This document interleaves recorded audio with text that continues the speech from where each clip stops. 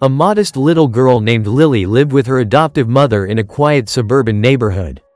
She was only 8 years old but already understood the value of kindness.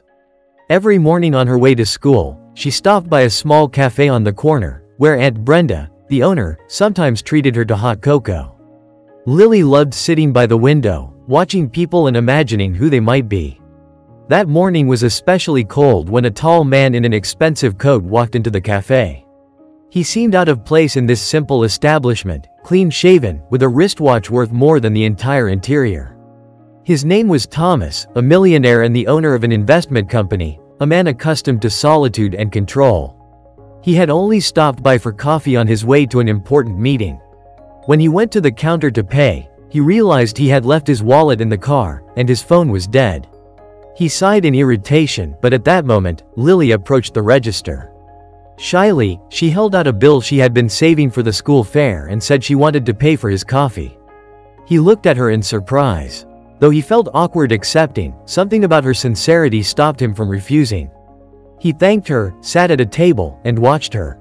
Something about her face seemed familiar. Her nose, her eyes, the dimple on her cheek. At first, he didn't even understand why his heart ached. That night, he couldn't sleep. Returning to his mansion, he dug through an old folder of documents. 10 years ago, he had been in a relationship with a woman named Sophie.